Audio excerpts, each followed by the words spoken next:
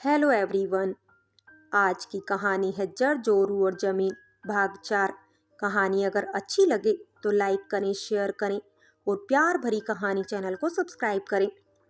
Friends, पिछले भाग में आपने पढ़ा सुजाता अपनी माँ के कहने पर अपने मायके आ जाती है और माँ से मिलकर खूब रोती है और माँ उसे पिछले बीते दिनों में क्या क्या हुआ सब बताती है। लेकिन उनकी बातें महेंद्र सुन लेता है। महेंद्र सुजाता और उसकी माँ और भाई को कमरे में बंद कर देता है। इतने में नक्श पुलिस को लेकर आता है तो सुजाता अपनी माँ और सहदेव को साथ चलने के लिए बोलती है, लेकिन उसकी माँ मना कर देती है। अब आगे। हाँ बेटा, हम क्या करेंगे, कल तुम सुबह ही आ जाना, महेंद्र से डरते हुए माँ ने कहा। सुजाता वहाँ से जाना तो नहीं चाहती थी, लेकिन उसे सब काम निपटाने थे, इसलिए उसने वहाँ से निकलने का मन बना लिया। माँ के कमरे से अपना पर्स लेने सुजाता अंदर जाती है। पीछे पीछे माँ भी कमरे में आकर सुजाता को एक लेटर देते हुए कहती है कि तुम्हारे बाबूजी ने ये तेरे लिए लिखा था जो कभी भी पोस्ट नहीं कर पाए, और इस लेटर को पढ़ने के बाद तुम्हें सब समझ आ जाएगा। सुजाता चुपचाप वो लेटर अपने बैग में रख लेती है। माँ, अपना और सहदेव का ध्यान रखना, मैं कल सुबह सबके साथ आऊंगी और इस सारे मसले को सुलझा दूंगी। इतना कहकर सुजाता वहां से नक्श के साथ निकल जाती है और जाते जाते महेंद्र को कल तक इंतजार करने के लिए कहती है। सब कैसे हैं वहाँ बेटा? सुजाता के घर में घुसते ही उसके ससुर जी उससे पूछते हैं, पापा कुछ भी ठीक नहीं है, महेंद्र के सर पर जमीन का भूत सवार है। अगर आज सही समय पर नक्श नहीं आया होता तो उसने मुझे, माँ और सहदेव को कमरे में बंद कर देना था। बताते हुए सुजाता कांपने लग जाती है।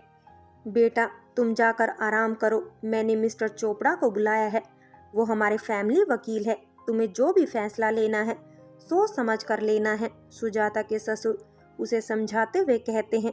सुजाता अपने कमरे में जाकर ऐसे ही बिस्तर पर लेट जाती है। उसकी कब आंख लग जाती है उसे भी पता नहीं लगता, और अचानक से माँ का दिया हुआ लेटर याद आते ही उठकर पर्स से लेटर निकालकर पढ़ना शुरू कर देती है। मेरी राजकुमारी, जब तुम्हें लेटर मिलेगा, पता नहीं उस समय मैं इस दुनिया में होऊंगा भी या नहीं, लेकिन तुम हिम्मत मत हारना। तुम्हारे पापा पहले भी तुम्हारे खिलाफ नहीं थे और अब भी और कभी भी नहीं होंगे। हमेशा तुम्हारे साथ साए की तरह रहेंगे। आज भी तू मेरी वही छोटी सी राजकुमारी है। बेटा, हो सके तो मुझे माफ कर देना, मैं उस दिन तुम्हें नहीं रोक पाया। मुझे पूरा विश्वास था कि मेरी बेटी कुछ भी गलत नहीं कर सकती है। लोकलाज और महेंद्र की बातों से मैं तुम्हें वापस नहीं बुला पाया। बहुत बार मिलने की कोशिश की, लेकिन कभी पूरी नहीं हो पाई। एक बार शिवाय के पापा से भी बातचीत करने की सोची, लेकिन उस समय इस हालत में नहीं था। बेटा, मेरा प्यार हमेशा तुम लोगों के साथ रहेगा।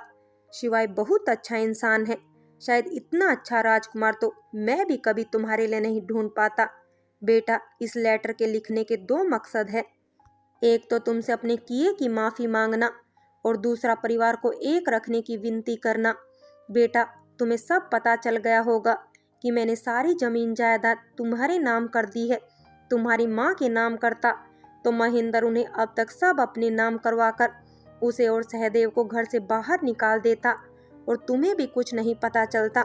सहदेव बहुत छोटा है, उसके नाम भी कुछ नहीं कर सकता था, और महेंद्र अभी भावना और फूफा जी के कहने पर ही चल रहा है। उसमें अभी परिवार के लिए इतनी चिंता नहीं है। फूफा जी का नाम सुनकर चौंकना मत, बस चौकन्ने हो जाना। यह सब जो आज हो रहा है, सबके जिम्मेदार तुम्हारे फूफा जी और भावना ही है। दरअसल तुम्हारे फूफा जी ने कुछ समय पहले मुझसे कुछ पैसे लिए थे, लौटाने की जगह उन्होंने फिर से पैसे मांगने शुरू कर दिए, और बाद में बुआ से पता चला कि उन्होंने कर्जे में अपना सब बेच दिया है। मैंने उनकी मदद करने की सोची, लेकिन उनकी नज़र शुरू से ही जमीन पर थी। उन्होंने एक दो बार मुझसे बुआ के हिस्से के बारे में भी बोला, और अचानक से एक दिन कहीं से महेंद्र की जिंदगी में भावना आ गई और उसने उसे अपने काबू में कर लिया। छानबीन के बाद मुझे सिर्फ इतना ही पता चला कि भावना और फूफा जी का नाजायज रिश्ता है, और जमीन हड़पने के लिए ही उन्होंने भावना को महेंद्र की जिंदगी में भेजा है। बस उसी समय मैंने सब कुछ तुम्हारे नाम करने का ठान लिया और किसी को भी नहीं बताया। बेटा, तुम बहुत समझदार हो और मुझे अपनी राजकुमारी पर पूरा भरोसा है कि वह कोई भी गलत फैसला नहीं करेगी। बेटा, सहदेव अभी बहुत छोटा है और माँ भी एकदम अकेली है। बस इसी उम्मीद से तुम्हें लेटर लिखा है। जब भी मिले सोच समझ कर ही सब फैसला करना, जिससे आगे चलकर किसी को भी कोई भी परेशानी नहीं हो। तुम्हारे बाबूजी। और अपने पापा के लेटर को पढ़कर सुजाता तेज तेज रोने लग जाती है। बाबूजी, बाबूजी। सुजाता को ऐसे रोते देख उसके ससुर जी और नक्श कमरे में आते हैं। ना मेरी बच्ची, ऐसे नहीं रोते, सब ठीक हो जाएगा। तुम्हारे बाबूजी अभी भी तुम्हारे साथ ही हैं। सुजाता का सिर पुचकारते हुए उसके ससुर उसे समझाते हैं। बेटा, बाहर वकील साहब आए हैं, फ्रेश होकर बाहर आ जाओ। सुजाता मुंह धोकर बाहर आती है। नमस्ते अंकल जी। आते ही सुजाता वकील अंकल को कहती है, नमस्ते बेटा, कैसे हो? तो क्या सोचा है आपने, कैसे करना है सब? सुजाता के बैठने के बाद वकील उससे पूछते हैं और सुजाता कैसे क्या करना है सब उन्हें बताती है और सारे कागजात तैयार करने के लिए कहती है। मन में अभी भी माँ और सहदेव के बारे में सोच रही थी। महेंद्र को फोन करने के लिए फोन उठाया, मुझे माँ से बात करनी है। महेंद्र के फोन उठाते ही सुजाता ने उसे कहा, माँ से बात कर थोड़ा सुकून मिला। और फिर डिनर के लिए सब लोग टेबल पर बैठ जाते हैं। टेबल पर बैठते ही शिवाय और बच्चों की याद ने सुजाता को अमेरिका फोन करने पर मजबूर कर दिया। और छोटे भीम, क्या कर रहे हो, सब ठीक है? और शिवाय ने सवालों की लड़ी लगा दी। सुजाता के चेहरे पर खुशी देखकर नक्श और ससुर थोड़ा रिलैक्स फील करते हैं। मुझे बच्चों से बात करनी है, सुजाता शिवाय को कहती है। डार्लिंग, अभी यहाँ दिन का 1 बजा है और मैं भी ऑफिस में हूँ, 2 घंटे बाद फोन करूँगा, अगर तुम उठी हुई होगी तो, शिवाय ने हंसते हुए कहा। सुजाता ने रात को 2 बजे तक बच्चों और शिवाय से बात की और सोने चली गई। सुबह 6 बजते ही सुजाता की आँख खुल गई।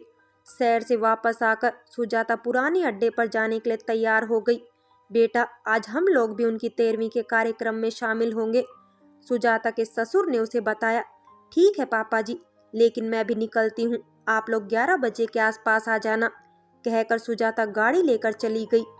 सुजाता घर पहुँचते ही सीधा माँ के कमरे की ओर जाकर पहले माँ से उनका हालचाल पूछा और फिर सहदेव के बारे में पूछा। बात करते हुए अचानक सुजाता ने भावना को फूफा जी को एक साथ बातें करते हुए देखा। सुजाता जानना चाहती थी कि जो लेटर में लिखा है वह कितना सच है। सुजाता बेटा, कैसे हो, बहुत टाइम हो गया देखे हुए, आजा गले से लग जा, कमरे में बुआ ने सुजाता को देखते ही कहा। महेंद्र को शक हो जाएगा, भावना अपना हाथ छुड़वाते हुए कहती है। मैं बहुत समय से देख रहा हूँ, तुम कुछ बदली बदली सी लग रही हो, कहीं तुम्हें महेंद्र से प्यार तो नहीं हो गया ना? तुम्हें हमारा काम किया या नहीं? भावना के हाथ छुड़ाते हुए फूफा जी ने उससे पूछा। सुजाता सोच में पड़ जाती है, ऐसा क्या काम हो सकता है फूफा जी को? मन में अजीब सी घबराहट होने लग जाती है, कहीं मैंने जो कल रात फैसला लिया है वो सही भी है या नहीं। काम तो हो गया है, लेकिन मैंने महेंद्र को दवाई देनी बंद कर दी है। मैं उसे और धोखा नहीं दे सकती, वो मुझसे बहुत ज़्यादा प्यार करता है और वो यह सब मेरे लिए ही तो कर रहा है। भावना ने फूफा जी के सवाल का जवाब देते हुए कहा। क्या दवाई देनी बंद कर दी? भावना, ऐसा करोगे तो सब कुछ हमें कैसे मिलेगा? अभी तक सब कुछ प्लान के मुताबिक ही चल रहा था, तुम ऐसा नहीं कर सकती अब। फूफा जी भावना की बात सुनकर एकदम सकपका गए। प्लान? एक जमीन के लिए फूफा जी ने प्लान बनाया? आखिर क्या प्लान हो सकता है? सुजाता मन ही मन गुस्से से आग बबूला हो रही थी। लेकिन फूफा जी का प्लान तो ऐसे भी हो जाएगा, उसके लिए महेंद्र को मारने की क्या जरूरत है? जब उसे सब सच्चाई पता चलेगी वो अपने आप ही सदमे से मर जाएगा। वैसे भी सुजाता आ चुकी है, उसे सब पता चल चुका है, अब उसका साथ देने वाला कोई भी नहीं होगा, कहते हुए भावना हंसने लग जाती है। तुमने महेंद्र को बताया नहीं, प्लान के मुताबिक अब तक सब बता देना चाहिए था, ताकि वो थोड़ा और ज्यादा जमीन के लिए माँ और सुजाता को परेशान करे, उत्सुकता से फूफा जी ने पूछा। नहीं, अभी नहीं, भावना ने कहा। तुम मुझे अब और ज्यादा गुस्सा दिला रही हो। प्लान के मुताबिक तुम्हें अभी तक महेंद्र को अपनी माँ बनने की खबर दे देनी चाहिए थी, और जो तुम उसे दवाई दे रही हो उससे उसका गुस्सा और ज्यादा बढ़ जाता है, लेकिन तुमने तो वो भी देनी बंद कर दी है। अगर महेंद्र नॉर्मल हो गया तो तुम और मैं कुछ नहीं कर पाएंगे, गुस्से में फूफा जी ने भावना को कहा।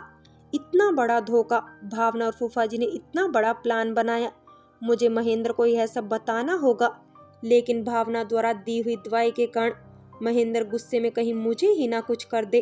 तो ठीक है, मैं उसे आज 2 गोली एक साथ दे देती हूँ और उसे खुशखबरी देती हूँ। गुस्से में पागल हो जाएगा और शायद आज हमारा काम हो जाए, कहकर भावना वहां से चली जाती है। फूफा जी दूसरी ओर चले जाते हैं।